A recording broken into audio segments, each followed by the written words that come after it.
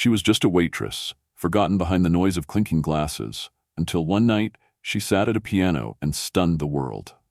Claire Dawson, a former prodigy forced to abandon her dreams, poured years of pain and passion into one performance that would change everything, from viral fame to a chance at redemption. But what she didn't expect was the billionaire watching in silence, planning to rewrite her fate. Where are you watching this from? Drop your city in the comments. And don't forget to subscribe for more emotional, life-changing stories like Claire's.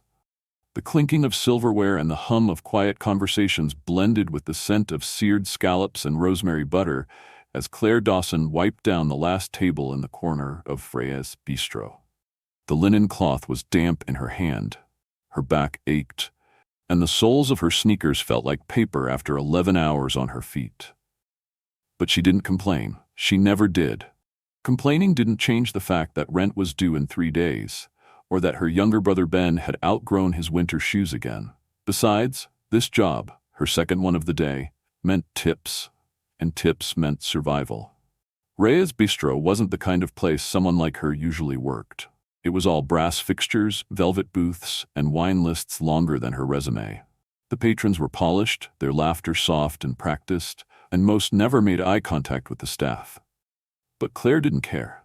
She wasn't there to make friends. She was there to work, to survive, to keep her world from falling apart. Every night, as she moved between tables, Claire's eyes would wander to the grand piano nestled in the corner of the room. It stood like a black monolith, glossy and untouched, draped in golden lamplight. A Steinway, she'd noticed on her first day, worth more than her yearly income at least. Nobody ever played it. It was a decoration, a status symbol, a silent relic. But to Claire, it was something more. Sometimes, when the restaurant emptied out and she was refilling water pitchers or stacking dessert menus, she'd find herself drifting closer to it. She never touched it, not even once, but her fingers would twitch as if the keys were calling her home. She could almost hear the notes in her head, echoes from a life she'd buried in the name of necessity. 6 years ago, Claire had been on the cusp of everything. At 17, she had been accepted into the Juilliard School on a partial scholarship. Her piano instructor had cried with joy, her mother had kissed her cheeks 1,000 times, and even Ben, then only 4, had clapped for her like he knew what it meant. It felt like her life had begun, like the world had opened its arms to her and whispered, "Go." But fate had a cruel way of folding dreams into origami and tucking them into drawers you'd never open again. Her mother's diagnosis came just weeks before her move-in date, stage 4 lymphoma. Fast, aggressive, unrelenting. Insurance barely touched the bills, and the partial scholarship didn't cover living costs in New York. Claire remembered sitting in the kitchen, staring at the acceptance letter in one hand and the first treatment invoice in the other. There was no choice. There was never really a choice. She canceled everything. Overnight, she became the caretaker, the provider, the adult. Piano became a ghost. Her calluses faded, her fingers roughened from detergent and dishwashing. Her dreams grew dusty, replaced by urgent things: rent, food, appointments, medicine. When her mother passed, Claire didn't cry. Not until the following night, when she tried to play Claire de Lune on the broken keyboard in their living room, and couldn't remember how it began. Now at 24, she was the legal guardian of her 10-year-old brother. Ben was smart, sweet, and didn't speak much. He had been diagnosed with autism at 6, and while Claire adored him fiercely, his needs were constant. Specialized schooling, therapy sessions, sensory tools, all expensive, all necessary. And so, she worked. Morning shifts at the Bean Jar Coffee House, nights at Freya's Bistro. "Claire, you're off in La La Land again," Lisa, the hostess, teased as she passed by, twirling a menu in one hand. "You staring at that piano like it's going to propose." Claire blinked, startled, and forced a laugh. "Just admiring the woodwork." "Sure you are," Lisa said, smirking as she adjusted her earpiece. "You know Mr. Rise says it's mostly for show, right? Last person who touched it was some drunk hedge fund guy during Christmas. Brutal rendition of Jingle Bells." Claire chuckled, but it didn't reach her eyes. "Remind me to burn my ears if that happens again." Lisa wandered off to the front desk, and Claire stood alone by the piano for a moment longer. Her hand hovered near the edge of the lid before she caught herself and turned away. She headed toward the kitchen, weaving past a table where a man in a charcoal suit was swirling his wine like it was a science experiment. As she reached for the dessert menus, her phone buzzed in her apron pocket. Her heart immediately tightened. She wasn't supposed to check it during her shift, but she pulled it out anyway, shielding it behind a tray of bread rolls. From Horizon Housing Authority, subject notice of eviction, effective date April 1st, balance due $3,800. Claire's mouth went dry. She read it again, hoping she'd misunderstood, but the number didn't change. 2 months behind. She'd been late before, once, late, maybe twice, but she'd always scraped it together. Tips, odd jobs selling old clothes. This time she was out of lifelines. For a brief moment she felt the world tilt sideways. Her knees wobbled and she leaned against the wall for support. She closed her eyes and inhaled slowly through her nose, like her therapist had once taught her. Breathe in clarity, breathe out panic. Claire? Table 9 is asking for lemon with their water, called out Mark, one of the waiters. She shoved the phone back in her pocket and pasted on a smile. On it. That night when her shift finally ended, Claire didn't go straight home. Instead, she walked 3 blocks down to the overlook by the river. The city glittered across the water, all glass towers and promises she no longer believed in. She pulled out her earbuds and scrolled through her ancient playlist. Her thumb hovered over one song, Rachmaninoff's Piano Concerto No. 2, but she didn't press play. She was afraid it would break her. Instead, she sat in silence, watching the wind ripple across the water and wondering how she was going to keep her brother safe. It was almost midnight when she finally unlocked the apartment door. Ben was asleep on the couch, surrounded by puzzle pieces and toy dinosaurs. The small TV played a nature documentary at low volume, casting flickering light across his face. Claire stepped in quietly, set her shoes by the door, and knelt to kiss his forehead. In the kitchen, she found a sticky note on the fridge in Ben's uneven scrawl. I made peanut butter sandwiches for dinner. You are the best, big sister. Claire bit her lip, pressing the note to her chest like it was a lifeline. Her exhaustion threatened to swallow her whole, but she forced herself to heat up some leftovers and pack Ben's lunch for tomorrow. She finally collapsed onto her mattress, a hand-me-down from a neighbor, around 1:30 a.m. Her fingers twitched in her sleep, unconsciously mimicking chords she hadn't played in years. She dreamt of a stage, a spotlight, and a grand piano waiting at the center. But when she walked toward it, the keys turned to dust. The next morning came too quickly. She brewed coffee in the chip percolator, got Ben dressed for school, kissed his cheek, and caught the bus to her first job. Her stomach was empty, her hands dry from soap and sanitizer, and her smile automatic. But she kept moving. Because that's what Claire Dawson did. She survived. What she didn't know, what she couldn't know, was that in just a few days, a man would walk into Ray's Bistro and wager everything on a bet. And that bet would force Claire to decide whether her music still lived in her fingers or only in her past. And when the moment came, she would not run.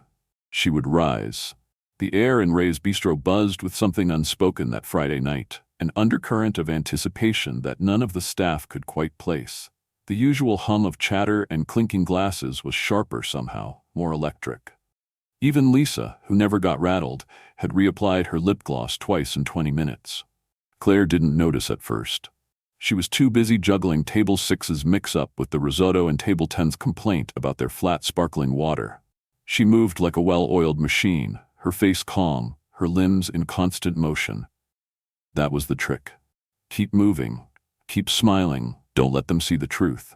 It wasn't until she brought out a tray of desserts that she felt the shift. The room grew just a little quieter. Not silent, but tense, like the air right before a thunderstorm. Claire turned her head, following the direction of the sudden lull, and saw him. He stepped through the entrance like he owned the place.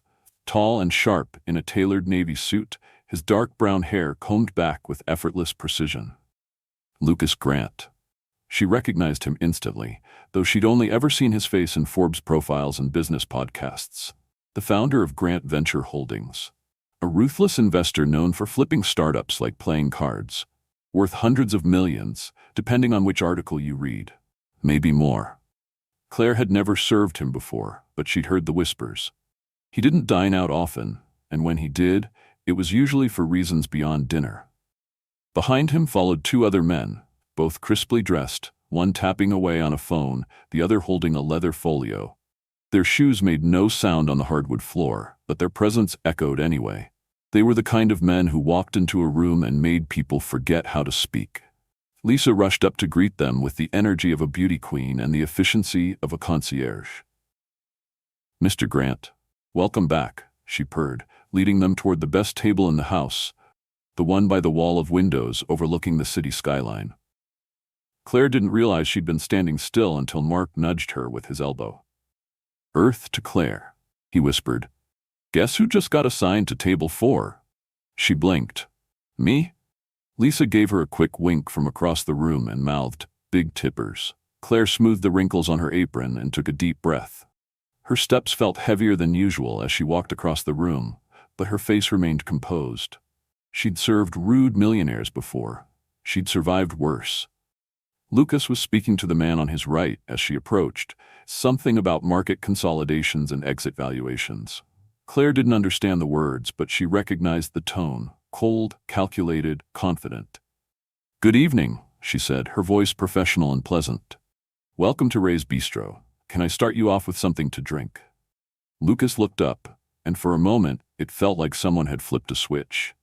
His eyes locked with hers, piercing and unreadable, and Claire felt something jolt in her chest. It wasn't attraction, exactly. It was the sensation of being seen, really seen. Not as a waitress or a background blur, but as someone fully present. It was unnerving. He studied her face for a beat too long before answering. "We'll take a bottle of the 2015 Brunello di Montalcino. Italian, full-bodied." His voice was smooth, controlled, every word calculated. Claire nodded and turned away, but not before her eyes flicked, just for a split second, toward the piano in the corner. She didn't mean to. It was a habit, like checking a childhood scar, a silent reflex. But it didn't go unnoticed. As she moved back to the bar, she felt his gaze trailing behind her like a spotlight. Over the next hour, she served them appetizers and entrees, refilled glasses, and delivered folded linen napkins with practiced grace. She kept her face neutral, her movements steady. But every time she passed the piano, her chest tightened. And every time she glanced at it, she felt Lucas watching. He wasn't staring exactly, more like studying, like she was a puzzle piece that didn't quite fit where he expected. The real trouble started with a throwaway comment over crème brûlée. "Beautiful instrument," said the older man in glasses. "Robert?" she thought his name was, as he gestured vaguely toward the piano. "Does anyone ever play it?" "Almost never," Claire replied before she could stop herself. "It's mostly for show." Lucas leaned back in his chair, one arm draped across the booth. "That's a shame," he said. "Most people can't handle an instrument like that anyway. It takes real training, years of study, not just some random hobby." Claire's spine stiffened. Robert gave a polite chuckle.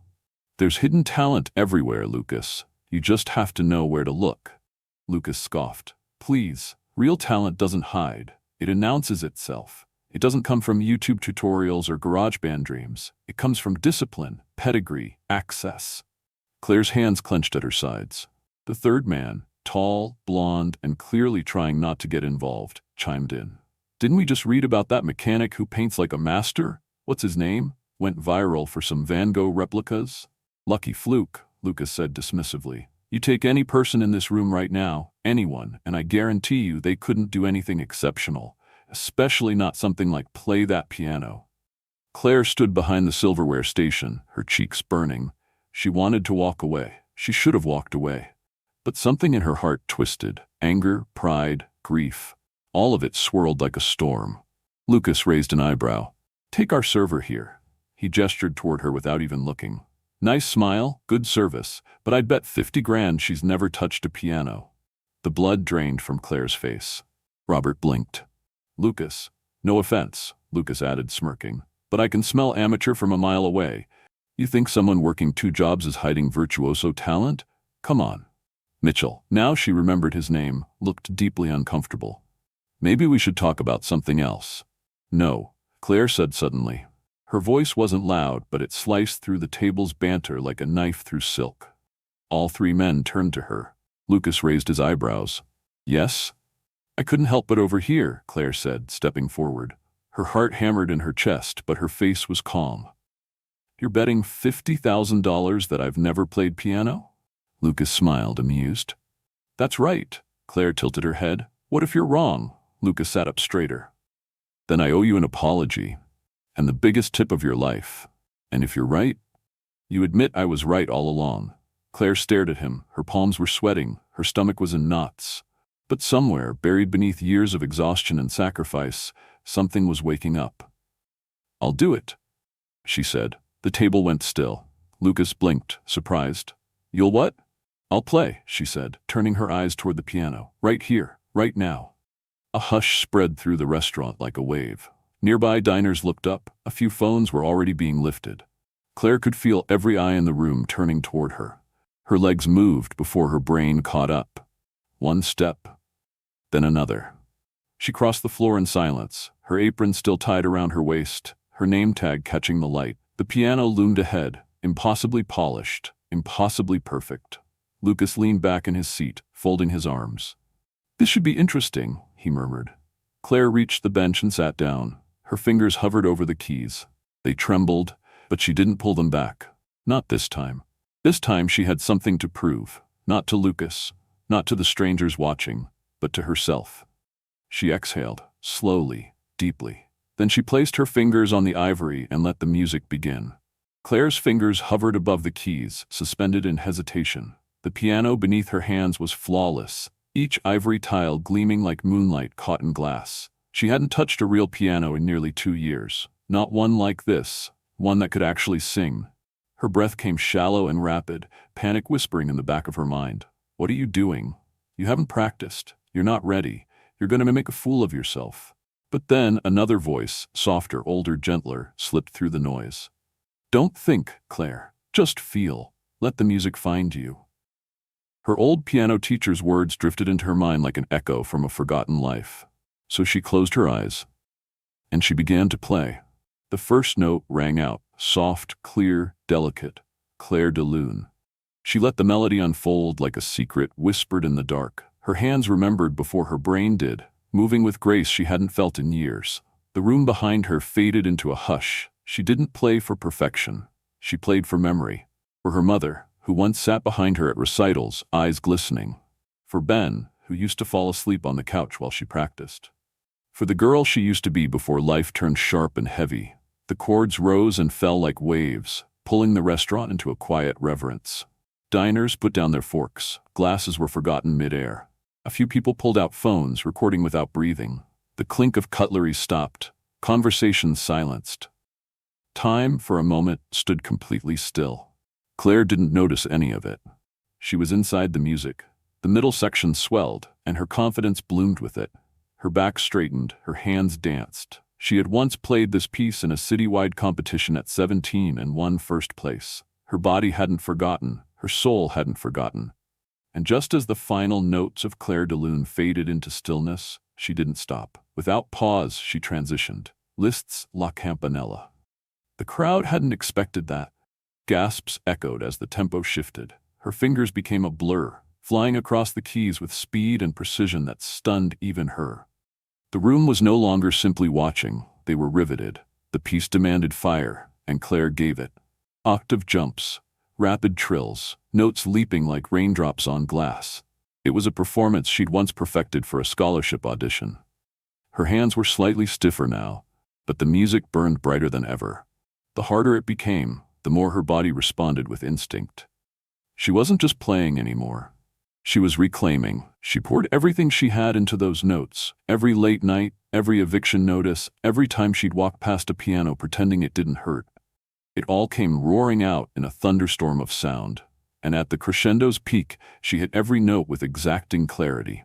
When the final flourish rang out and faded, the silence that followed was like the moment after lightning strikes. Stunned, charged, holy. For a heartbeat, the entire restaurant was frozen. Claire's chest rose and fell, sweat along her brow, her hands trembling slightly above the keys. She looked up, expecting the usual blank stares. But what she saw made her breath catch. People were on their feet. Applause exploded, raucous, raw, unstoppable. Diners stood clapping with wild abandon, some cheering, some wiping tears. Even the kitchen staff had come out, aprons and all, leaning in doorways with jaws dropped. Lisa clutched her chest near the hostess stand. Mark's mouth hung open like he'd forgotten how to close it. And Lucas gramped. Lucas sat completely still. His face, once so unreadable, now wore an expression Claire couldn't name. Not mockery, not amusement, something else. His eyes were locked on her, something dangerous and reverent glimmering inside them. Claire stood up, legs shaky, the applause still thundering around her. She wasn't used to this much light. As she turned to step away, Lucas rose from his seat. The applause dimmed slightly, as if the room sensed a new moment coming. Lucas approached her slowly, one hand in his pocket, the other hanging at his side. His usual poise had cracked. He looked humbled, or maybe stunned. He stopped a few feet away and opened his mouth to speak, but nothing came. Claire arched a brow, her adrenaline still humming. Was that simple enough for you? A ripple of laughter ran through the crowd. Lucas smiled faintly, then reached into his suit jacket and pulled out a black leather wallet. Without a word, he counted out 5 crisp bills, each one a $10,000 note. He extended them to her. Claire stared at the money, then at him. "I don't want your money," she said, her voice even. Lucas blinked. "Excuse me?" "I didn't play for you," she said. "I played for me. And for every person who's ever been told their dreams were ridiculous because they didn't come with a trust fund." He looked at her for a long time. Then slowly he nodded, pocketing the money again. "Then allow me to say something better than, you win." He extended a hand instead of the cash. "That was the most extraordinary thing I've witnessed in over a decade." Claire hesitated, and then she took it. His handshake was firm, his palm warm. The applause resumed in waves, and Claire found herself smiling despite the knot of emotion building in her chest. For the first time in years, she felt like herself, not the waitress, not the caretaker, just Claire Dawson, the musician. Behind her, Caroline Reyes, the owner of the bistro, approached with tears in her eyes. "My dear," she said breathlessly, "why didn't you tell me?" Claire shook her head, 1,000 words forming, but none finding their way out. She looked back at the piano, still gleaming, still perfect, but no longer just a symbol of what she had lost. It was hers again. And as the crowd began to settle, people returning to their tables still whispering in amazement, Claire slipped quietly back toward the kitchen. She needed air, she needed water, she needed to think. But before she could disappear, Lucas was behind her again. "Claire," he said. She turned slowly. "Yes?" "Don't disappear." She blinked. "Excuse me? You're exceptional. You know that, right?" His voice had none of its previous arrogance. It was softer now, more honest. "You should be performing in concert halls, not serving wine." She crossed her arms. "Life doesn't work out that way for everyone." "It could," he said, "if someone believed in you." Her jaw clenched. "I've learned not to wait around for knights in shining armor." "I'm not offering armor," he replied. "I'm offering opportunity." Claire narrowed her eyes. "What kind of opportunity?" Lucas smiled again, but this one was different, calculated, almost dangerous. "Let's talk tomorrow. I think we can help each other." And with that, he walked out of the restaurant. Claire watched him go, her heart still thudding, her hands still tingling from the music. She wasn't sure what tomorrow would bring, but for the first time in years, she wasn't afraid to find out. The next morning, Claire awoke to the sharp buzzing of her phone and the faint scent of peanut butter lingering in the air. She groaned softly, rolling over in bed, expecting another early reminder from her landlord or a school notification about Ben. But as her bleary eyes focused on the screen, what she saw nearly made her drop the phone. 1,038 new notifications. Messages, mentions, emails, missed calls from unknown numbers. Her Instagram, long abandoned save for a few photos of sunsets and Ben's Lego creations, was blowing up. Her inbox was flooded with subject lines like, "You're the piano girl, right? And interested in doing an interview?" She blinked, confused, until she spotted a video someone had tagged her in. It was a shaky, vertical phone recording of her performance from the night before. The caption read, "Waitress absolutely destroys a list piece at Rhea's Bistro. You have to watch this." The view count? Over 300,000. Claire sat up in bed, the sheet falling around her waist. Her heart thundered. She scrubbed a hand through her hair and clicked through the comments. most of them breathless with praise. I got chills, literal chills. She's better than half the performers I've paid to see live. Who is she? Someone give this girl a record deal already. Her breath caught in her throat. All of it felt surreal, like she'd stumbled into someone else's dream. Then a soft voice spoke from the doorway. Claire? She turned. Ben stood there in his dinosaur pajamas, his hands fiddling with the sleeves. His wide eyes were sleepy and curious. You played piano last night, he said. Not a question but a fact. Claire nodded slowly. Yeah, buddy, I did. Was it scary? She swallowed the lump in her throat. A little, but also, not really. Not when I started playing. Ben stepped closer. You looked like Mom. Claire's chest tightened. She patted the edge of the bed, and he climbed in beside her. They sat in silence, watching the morning light crawl across the room. Later, after breakfast and walking Ben to the bus stop, Claire returned to her tiny kitchen and stared blankly at the wall. Her phone kept buzzing on the counter. She couldn't bring herself to pick it up again. Just as she turned to start the dishes, there was a knock at the door. Frowning, she wiped her hands and opened it, only to find Ethan Liu standing in the hallway, dressed in a crisp slate gray blazer and holding a tablet. He offered a polite, practiced smile. Miss Dawson? Yes? I work with Lucas Grant. He asked me to check in with you this morning. Claire raised an eyebrow. You tracked down my address? Ethan didn't flinch. It wasn't difficult. Mr. Grant is thorough. Her stomach nodded. What does he want? A conversation, Ethan replied. He'd like to meet you privately. No pressure, of course, but he believes there's potential for a mutually beneficial arrangement. Claire crossed her arms. If this is about buying my story or turning me into a PR stunt, tell him I'm not interested. Ethan hesitated. That's not the intention, I assure you. Lucas was, how should I put this, moved. You made an impression. Claire narrowed her eyes. Where? There's a cafe near the riverfront. Very quiet. He's there now. He said he'd wait exactly 1 hour. Claire glanced down at her faded t-shirt and flour-dusted pajama pants. I'm not exactly dressed for a billionaire brunch. I think he's more interested in what you have to say than what you're wearing, Ethan said gently. Then he handed her a card with the cafe's address and bowed slightly before walking away. Claire stared at the card. She hated how curious she was. Exactly 48 minutes later, Claire stood in the doorway of the Riverside Cafe, heart hammering, wearing her cleanest jeans and a simple white blouse. She spotted Lucas immediately, seated near the window, coffee untouched, gaze fixed on the river like it owed him answers. He stood when she approached. Claire. She sat down cautiously, eyeing him. You're not used to being told no, are you? He smiled faintly. You're not used to people offering you yes. She blinked. He leaned forward. Let's be clear. I'm not here to offer charity. I don't believe in handouts. I believe in investment, in potential. You think I'm a potential asset? She asked. I think you're an artist buried under circumstance, he replied. And I think that's a tragedy. Claire tilted her head. So what? You want to be my sponsor?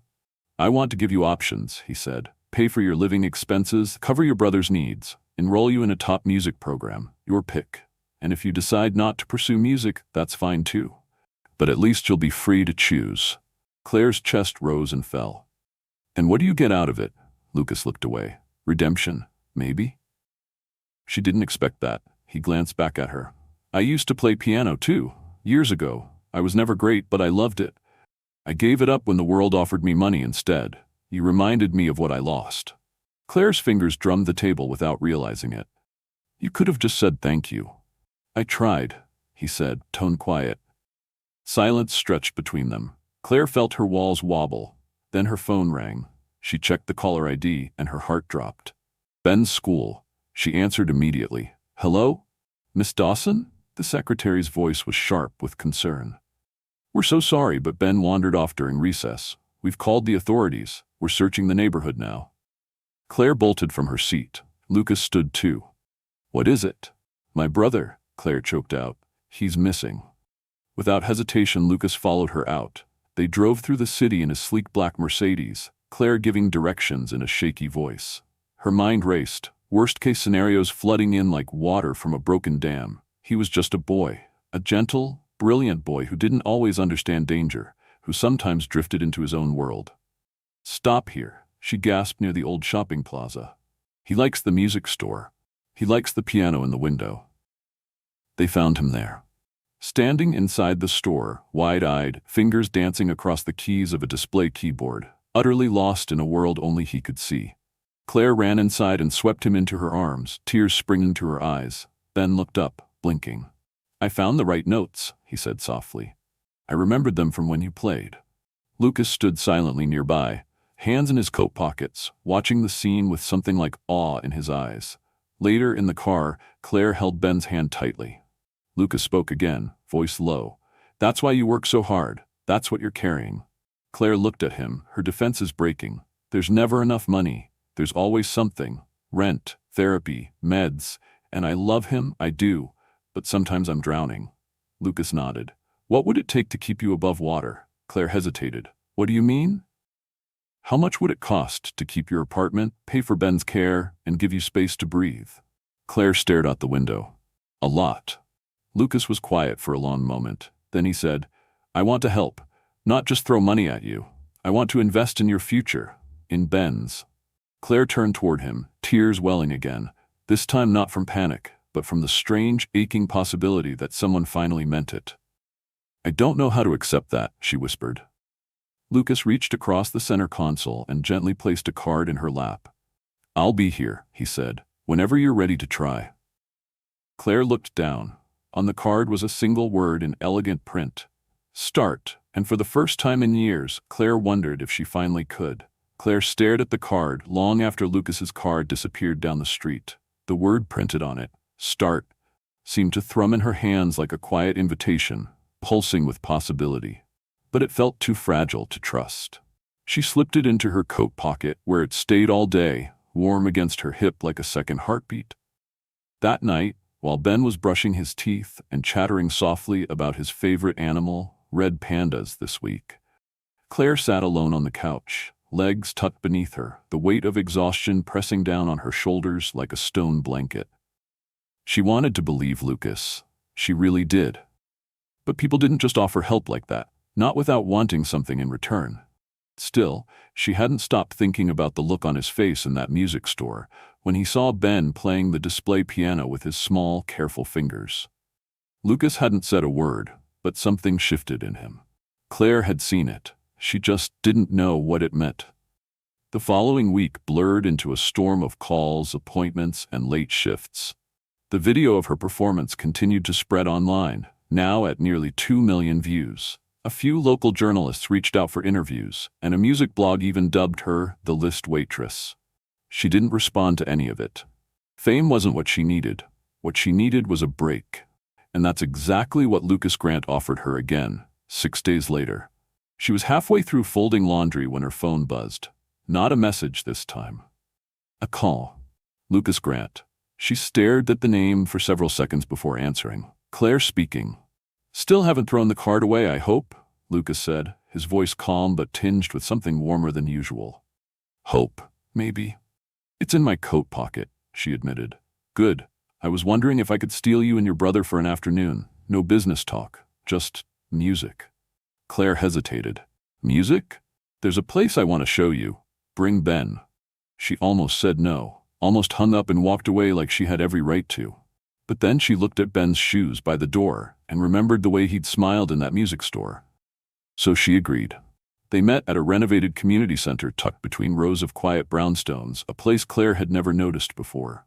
Lucas greeted them outside, dressed in jeans and a soft navy sweater instead of his usual armor of steel gray suits. It startled her. "You look human," she said. He smirked. "Careful, you'll ruin my reputation." Inside, the center was bright and warm, with wooden floors, soundproof practice rooms, and a spacious music hall with a freshly tuned baby grand piano positioned beneath a skylight.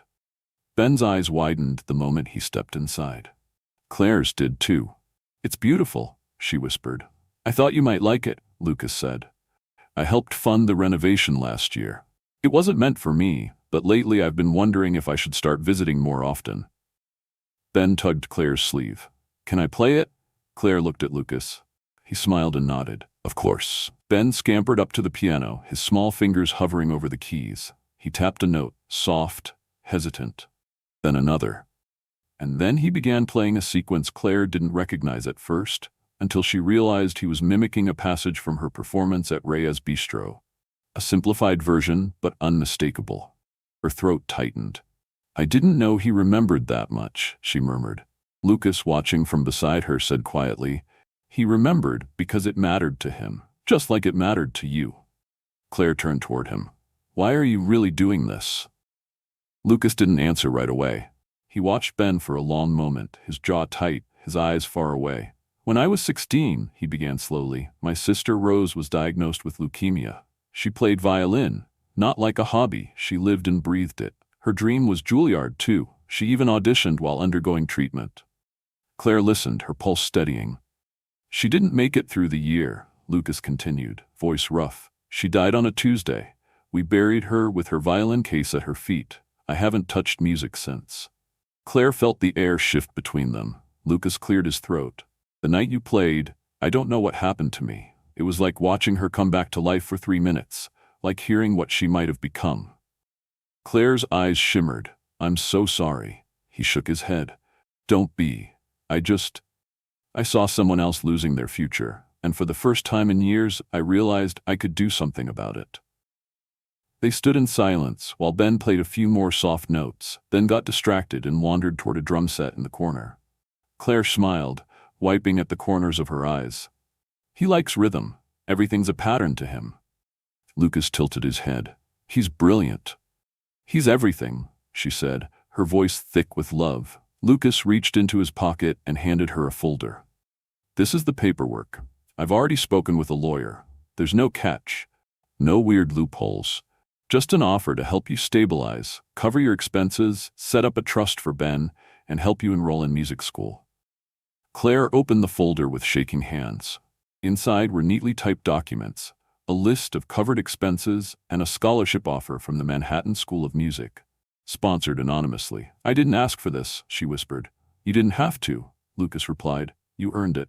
Claire laughed softly, blinking back fresh tears. "I haven't cried this much in years." "It suits you," he said gently. "The emotion. It means you haven't shut yourself off from the world. Not yet." Claire exhaled shakily. "I want to believe you, Lucas, but I've been disappointed before, lied to, let down." "I know," he said, "but I want to change that. Not just for you, for me too." They stood there for another hour, talking about the future. What school might look like, how Ben would adjust, what Claire's schedule would be. It felt unreal, like someone else's story, and yet, so profoundly hers. As they walked out of the center into the dusky afternoon, Ben clutching a set of drumsticks Lucas had let him keep, Claire turned to Lucas and asked quietly, "Why now?" Lucas looked at her with a mixture of regret and hope. "Because I finally realized the only thing worse than losing music is letting someone else lose it too." Claire nodded. Then, after a long breath, she said, "Okay." Lucas blinked. "Okay? I'll do it," she said, voice steady. "I'll take the help. I'll apply to the program. I'll fight for this again." Lucas smiled, a slow, genuine curve that softened all the sharp edges of his face. "Good," he said, "because the world's been missing your music." Claire didn't know what lay ahead, how many setbacks or doubts or sleepless nights still waited. But as she looked up at the stars peeking through the city skyline, she knew this for certain. She wasn't alone anymore. And for the first time in a long time, the road forward didn't feel impossible. It felt like the beginning. Claire stood at the entrance of the Manhattan School of Music, her hands tucked into the pockets of her denim jacket, trying to calm the fluttering storm in her chest. The late spring breeze tousled her hair as students passed by in waves, violin cases slung over shoulders, fingers twitching unconsciously like hers used to. For a moment, she just watched them, feeling both like she belonged here and like she was trespassing. She glanced down at the acceptance letter in her hand, signed, sealed, and marked, "Full scholarship, private sponsorship approved." Even now, a part of her still didn't believe it was real. "First day nerves?" a soft voice asked. Claire turned to see Ethan Liu walking toward her, casual in jeans and a crisp white shirt, a messenger bag slung across his chest. He handed her a coffee, just the way she liked it. Oat milk, no sugar, extra strong. "You didn't have to come," she said with a shy smile. "Lucas insisted. Said someone should be here in case you tried to bolt." Claire laughed nervously. He knows me too well already. Ethan grinned. We both know you're going to crush it. But as she stepped through the front doors of the conservatory, her stomach twisted. It wasn't just stage fright. It was the creeping doubt that she didn't deserve any of this. That the moment someone heard her play again, they'd realize it was all a mistake. That night, she sat on the edge of her bed in the tiny new apartment near campus, furnished modestly but comfortably thanks to Lucas's generosity. Ben was tucked in down the hall, already snoring softly, his bookshelf filled with sensory toys and picture books that had arrived in care packages from Lucas's foundation. Claire stared at the keyboard in front of her, her own, for the first time in years. A digital Yamaha, sleek and waiting. But her fingers wouldn't move. It had been weeks since the night at Ray's Bistro, since she had played with fire and fury. But now, the silence in this little room felt different, more oppressive. There was no crowd watching, no adrenaline, just expectation. And that terrified her more than anything. When she finally touched the keys, the sound was hesitant. A single note, then another. A scale, broken halfway through by shaking fingers. She pressed her palms against her eyes. What if I've already played the best performance of my life? What if that night was a fluke?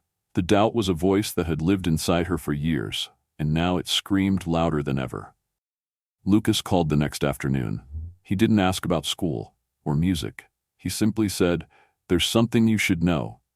Claire braced herself. "What is it?" "My board is unhappy," he said plainly. She froze. "Because of me?" "Not you directly, because of my decisions. I stepped away from 2 investments this quarter, and it reallocated funding toward educational sponsorships and community centers. And that's bad?" "For profits, yes," Lucas said dryly. "For my conscience, not so much." Claire's mouth went dry. "Are they trying to remove you?" "They filed a formal inquiry, claim I'm compromising the company's priorities, using personal feelings to redirect funds." Her heart sank. "Lucas, I didn't ask for any of this. You can stop. I can give the money back." "Don't even finish that sentence," he interrupted. "You didn't cause this. I made a choice. I knew the risks." Claire swallowed hard. "So what happens now?" Lucas's voice softened. "Now I fight for what I believe in, and I hope that you keep doing the same." Before she could respond, the line clicked. He'd hung up. Claire sat in stunned silence. A few days later, the news broke. Lucas Grant resigns from Grant Venture Holdings amid board dispute. The headlines painted him as impulsive, unpredictable, too emotional for leadership. But Claire knew better. He hadn't been emotional. He'd been awake. And for the first time in years, he'd chosen people over power. At school, Claire buried herself in practice. Hours in the rehearsal rooms, calloused fingers returning, breath sinking to rhythm. She enrolled in theory classes, composition workshops, and chamber ensemble. It was overwhelming. She was older than most of the students, less polished, but also hungrier. One evening, her instructor, a gruff, balding man named Professor Henley, watched her play an excerpt from Rachmaninoff's Prelude in G minor and said, "Where did you learn to make the piano weep like that?" Claire blinked. "I don't know. I guess, life." Henley grunted. "Well, whatever it is, don't lose it. Technique can be taught, soul, not so much." It was the highest compliment she'd ever received. She left class glowing, the familiar fire building in her chest again, something that had been buried under years of laundry, hospital bills, and exhaustion. And that night, for the first time in her new apartment, she played without fear. But the past hadn't fully let her go. One Friday morning, Claire opened her email to find an anonymous message. "You're not special. Just a pity project for a guilty billionaire. Enjoy it while it lasts." There was no name, no address, just venom. She stared at the screen, numb, before closing her laptop. She didn't tell anyone, not Lucas, not Ethan, not even Ben. Instead, she sat at the piano that evening and played until her fingers throbbed. The music that poured out wasn't pretty. It was jagged, ragged, raw. And when she finally stopped, her cheeks were wet, and her heart was a little clearer. The next day, Lucas showed up outside her apartment. Claire blinked at him through the peephole before opening the door. "What are you doing here?" she asked. He held up a newspaper. The front page headline read, "Anonymous Donor Funds Inner-City Arts Program a Second Chance for the Forgotten." Her name wasn't mentioned, but the article referenced the performance at Ray's Bistro, the video that had gone viral. and the foundation quietly launched to support struggling artists. "I thought you might like to see what you started," Lucas said. Claire looked down at the paper, emotions churning in her chest. "I didn't start anything," she said. "I just stopped hiding." Lucas smiled. "Same thing." They stood in silence for a moment, the spring air carrying the scent of honeysuckle through the hallway window. Then Claire asked, "Do you miss it?" He raised an eyebrow. "Miss what?" "Music." Lucas exhaled. "More than I can explain." Claire stepped aside. "Then come in." He hesitated. "Just for a few minutes," she added. "I want you to hear something." Inside, Ben was at the kitchen table drawing whales. Claire sat at the piano, adjusted the bench, and looked over her shoulder at Lucas. "This one's for all the people who had to grow up too soon." She began to play. It was a piece she'd composed herself, soft and slow at first, but growing bolder with every bar. A blend of classical structure and aching memory, notes that rose and fell like breaths taken underwater. It was grief and joy, pain and release. Lucas didn't speak, he just listened, arms crossed, eyes fixed on her hands. When she finished, the silence was full. Claire turned. "Well?" Lucas nodded slowly. "It's stunning." Then softer. "So are you." She blushed. "Flattery doesn't buy your way back into the boardroom." He smirked. "Good. I'm not interested in the boardroom anymore." Claire tilted her head. "What are you interested in?" Lucas met her gaze, and for once, he didn't deflect. "Whatever comes next." Claire smiled, and for the first time, she felt ready. The spring recital loomed like a storm cloud on the horizon, distant but electric. Every student at the Manhattan School of Music was buzzing about it. Whispers in the practice halls, nervous laughter in stairwells, frantic rehearsals echoing through glass-paneled rooms. For some, it was a performance. For Claire, it felt like a rebirth. She hadn't signed up immediately. In fact, she avoided the clipboard outside Professor Henley's office for 2 weeks, walking past it like it might explode if she got too close. But something kept drawing her back. Some voice inside whispering, "You're ready." It wasn't until her fingers found the final, trembling chord of a nocturne she'd written in secret, a piece that came to her during one of Ben's hospital checkups when the world felt like it was cracking apart, that she realized what the recital meant. It wasn't just a stage, it was a statement. "I'm still here. I survived. And I'm not done." When she finally added her name to the list, her hands didn't even shake. That night, she called Lucas. "You're really doing it?" he asked, his voice thick with quiet excitement. "I think I am," Claire replied. "If it all crashes and burns, I'm blaming you." "I'll take the fall," he said, and something about his tone made her smile even after she hung up. The week of the recital, Claire barely slept. Not from nerves, but from preparation. She knew exactly what she wanted to play, her original composition, tentatively titled Second Breath. It was unfinished, messy, too emotional, too unpredictable, and perfect. She polished the final bars in the dark, fingers trembling with exhaustion but eyes gleaming with purpose. Ben helped her pick out her outfit the night before, an elegant dark teal dress that shimmered just slightly under light. "You look like a sea queen," he'd whispered in awe. Claire kissed the top of his head. "That's exactly what I'm going for." The night arrived. The performance hall was buzzing, strings being tuned, bows rosined, nerves running like electricity through the walls. Claire stood behind the curtain, gripping the worn lucky coin her mom had once kept in the glove box of their rusted Subaru. She rubbed it like a talisman, pressing it between her fingers and remembering the way her mother used to say, "Sometimes the bravest thing is just showing up." And Claire had shown up. In the audience were students and faculty. But more than that, there were strangers, drawn by the viral video that had taken over the internet a month ago, curious reporters, music bloggers, local musicians. Even the mayor's assistant had RSVP'd. But Claire didn't care about any of them. Because in the third row, dead center, sat Ben, fidgeting with excitement, a drawing pad in his lap. Beside him sat Lucas. For once, he wasn't dressed in his usual sharp-cut armor. Just a button-down, sleeves rolled, hands resting easily on his knees. But his eyes were locked on the stage like it was the only thing that mattered in the world. And next to Lucas, to Claire's utter surprise, was Caroline Reyes. Claire's mouth parted slightly. Lucas had flown her out from Chicago, where she'd opened a new restaurant. She caught Claire's gaze and winked. Claire swallowed hard and stepped forward. The stage lights were warm on her skin.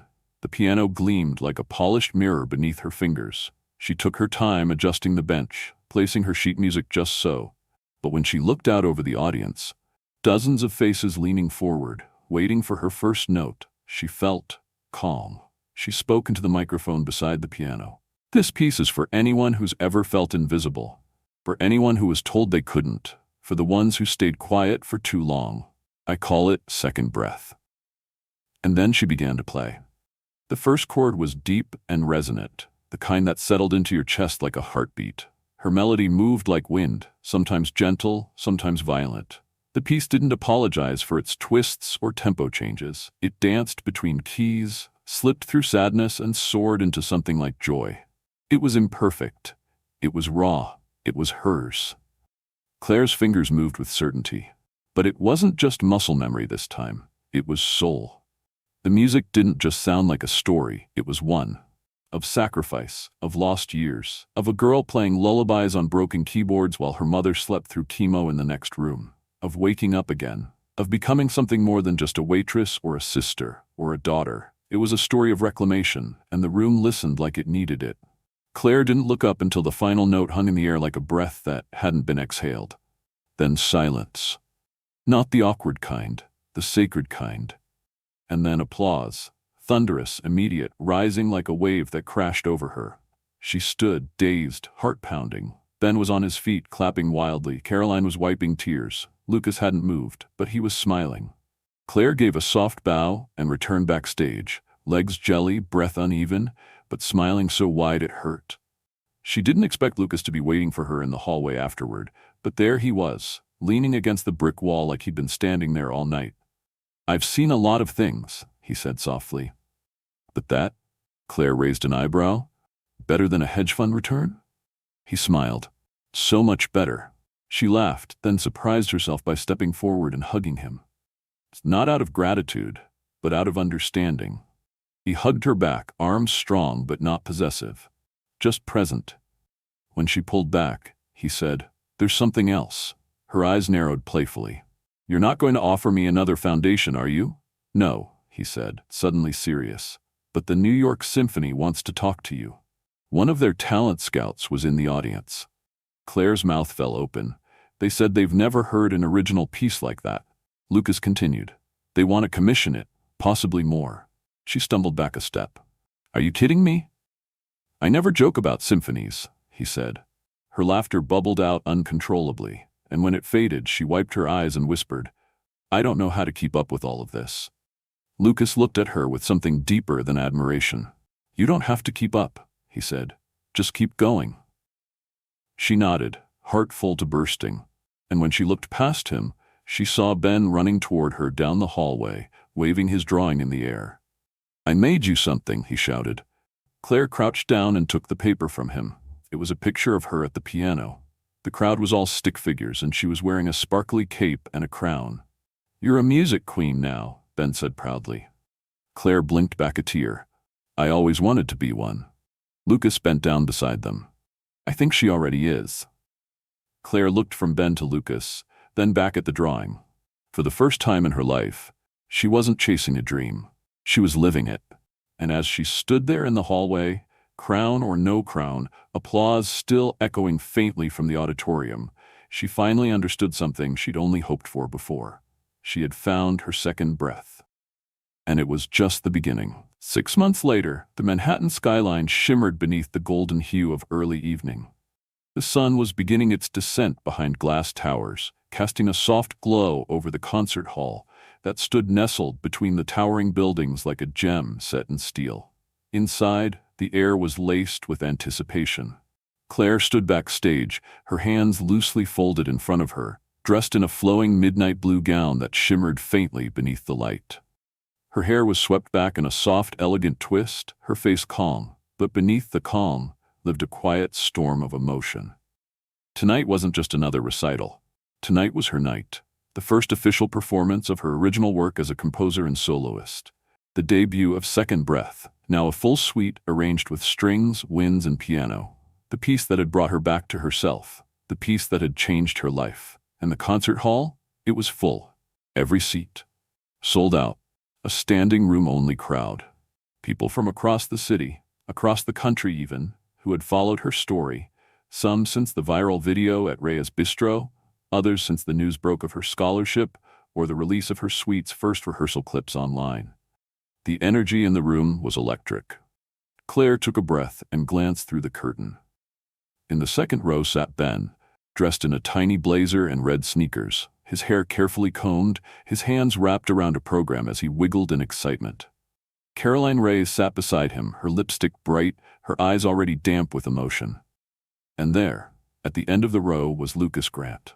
No suit, no guarded expression, just a quiet, honest gaze locked on the stage, waiting. Not as a sponsor, not as a billionaire, but as someone who had chosen belief over business. Claire stepped back from the curtain and closed her eyes. So much had happened in 6 months. Her days were filled with classes, rehearsals, and therapy sessions for Ben, now funded and thriving. She'd been invited to mentor high school music students in the Bronx, started teaching piano part-time at the community center Lucas had renovated. She even had her first article published in a classical music journal, an essay on resilience and artistry.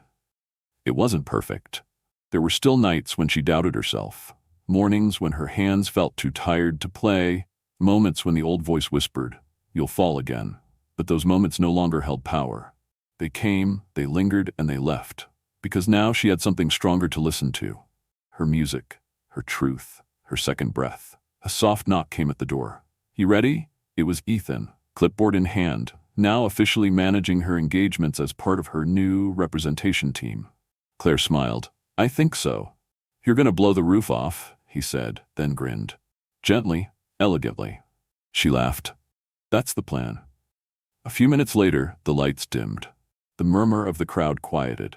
The conductor took the stage, offered a graceful nod, and the first notes of Second Breath began to rise from the orchestra pit like fog from a river.